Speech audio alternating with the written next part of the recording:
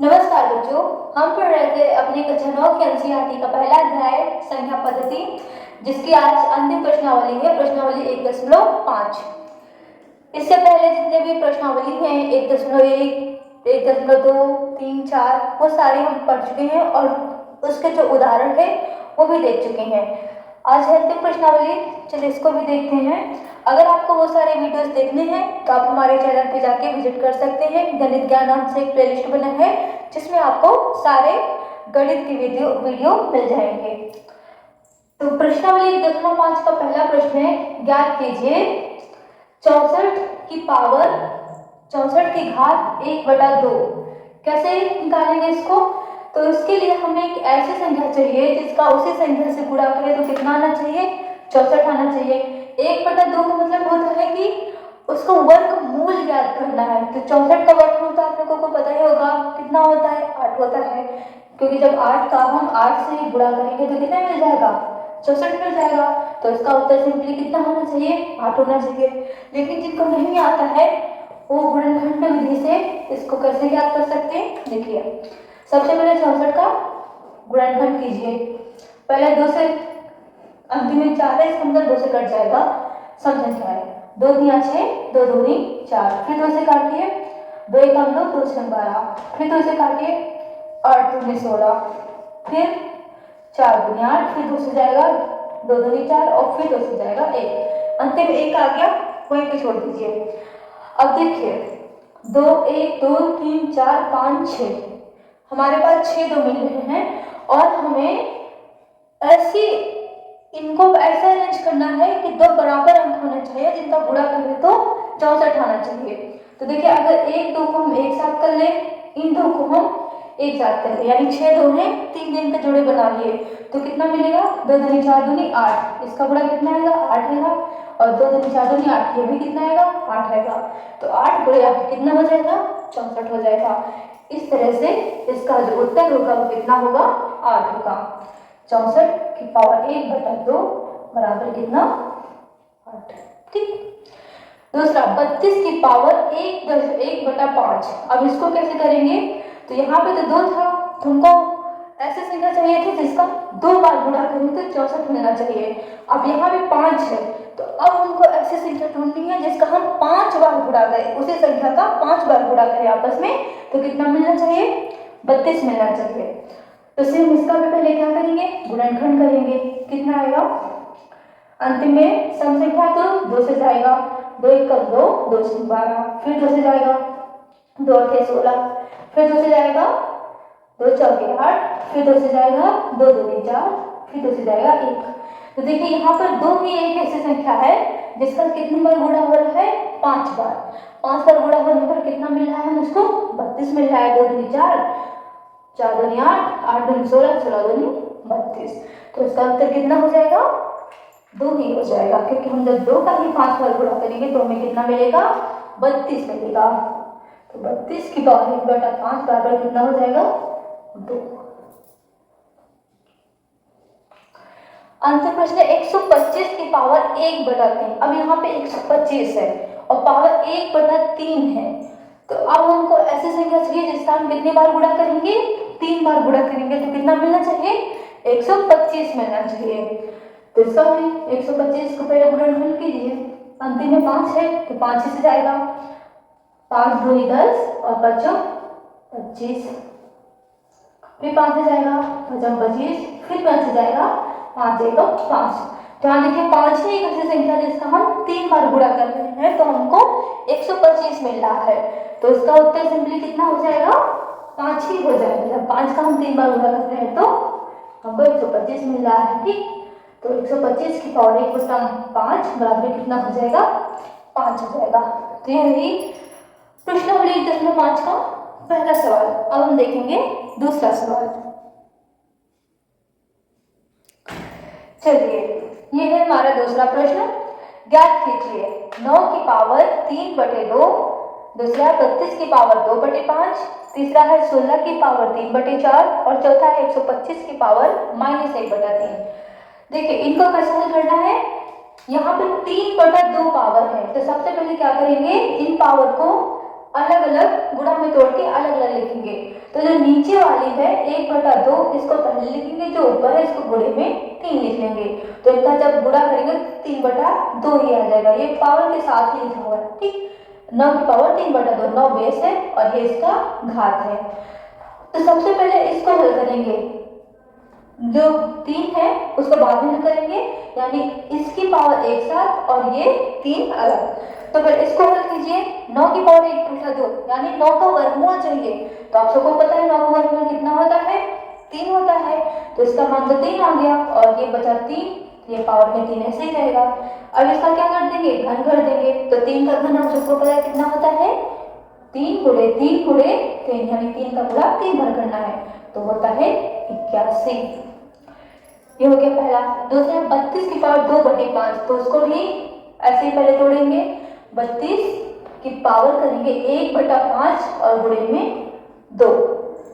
अब पहले इसको हल कर लेंगे एक ब्रैकेट लगा के, ठीक, और फिर जितना आएगा फिर उसका स्क्वायर कर देंगे यानी वर्ग कर देंगे। तो 32 की पावर 1/5 आप लोगों ने अभी पढ़ के आए हैं, ये किसका मान होता है, 2 का। 2 का गुणा जब 5 बार करेंगे तो कितना आएगा, हम 32 आएगा। तो इसका मान 2 आ गया और ये जो ये पहले से पावर 2 है वो लगा देंगे। अब 2 का वर्ग कितना होता है, 4 होता है।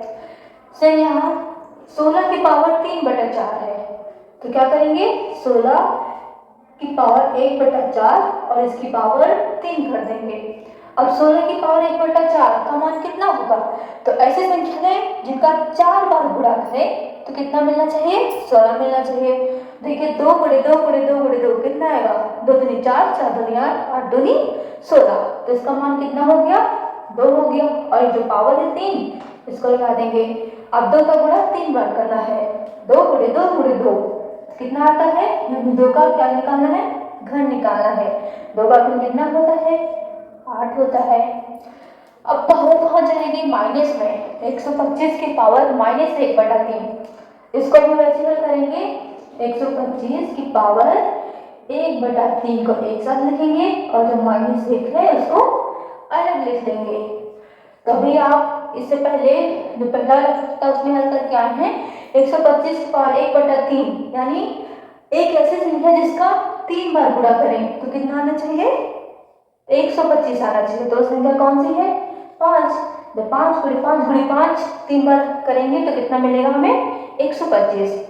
तो ये रहा 5 और जो -1 लिखा हुआ है वो पावर में अलग से लिख लेंगे, यानी 5 की पावर -1/3।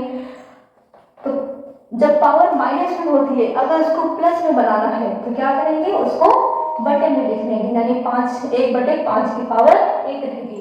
हालांकि पावर 1 हम लोग लिखते नहीं हैं तो 1/5 ही हो जाएगा। तो ये रहा दूसरा प्रश्न। आप पढ़ेंगे तीसरा प्रश्न। चलिए बढ़ते हैं अपने अंतिम प्रश्न की ओर। तीसरा प्रश्न है सरल कीजिए। तो पहला सवाल है 2 की पावर 2/3 गुणे 2 की पावर 1/5। यहाँ पे आधार क्या है, 2 है और लेकिन घातें दोनों की अलग अलग है। तो इसका सूत्र भी आपने पढ़ा था कि अगर a की पावर m इंटू a की पावर n होती है तो उसका मान होता है a की पावर m प्लस n। इसी सूत्र का प्रयोग करके इस प्रश्न को हल करेंगे। तो यहाँ पे a का काम कौन कर रहा है, 2, m का काम 2/3 और n 1/5। तो कैसे करेंगे, बराबर 2 की पावर 2/3 इंटू 2 की पावर 1/5 बराबर 2 की पावर 2/3 प्लस 1/5। दोनों की पावर को क्या किया, जोड़ दिया। अब बस इसको हल करना है। तो ये भिन्नों को जोड़ना मैंने बताया था, 5 का गुणा पहले किसमें करेंगे, 2 में। तो 5 दूनी कितना आएगा, 10। इसमें प्लस है तो प्लस का निशान लगाएंगे। फिर 3 का गुणा इस एक में करेंगे, 3 एकम 3 बटे इन दोनों का गुणा आपस में कर देंगे, कितना हो जाएगा 15 बराबर 2 की पावर 10 प्लस 3 कितना 13/15। 2 की पावर 13/15 इसका उत्तर हो गया। दूसरा 1/3 की पावर 3 की होल पावर 7 है। तो इसका भी सूत्र आपने पढ़ा था, a की पावर अगर m उसकी भी पावर n होती है तो दोनों का क्या हो जाता है, m इंटू n दोनों का गुणा हो जाता है। चलिए अब इसी सूत्र का प्रयोग करके इसको भी हल करेंगे। तो सवाल दिया हुआ है 1/3 की पावर 3 की पावर 7। 1/3 की पावर 3 की होल पावर कितनी है 7 बराबर इस 3 को अभी ये बटे में है, इसको ऊपर लेके जाएंगे तो पावर नीचे प्लस में है, ऊपर जाएगी तो कितने में हो जाएगी माइनस में हो जाएगी। तो -3 की होल पावर 7।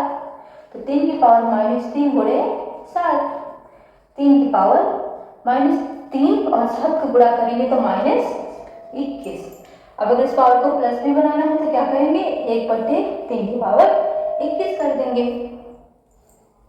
तो चाहे ये लिख लीजिए या ये लिख लीजिए, दोनों उत्तर सही है। और बढ़ते तीसरे प्रश्न की ओर। 11 की पावर 1/2 बटे 11 की पावर 1/4।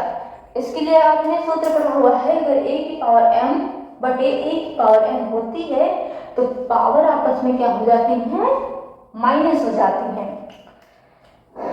तो इसी बेस पे इस प्रश्न को हल करेंगे। 11 की पावर 1/2 बटे 11 की पावर 1/4।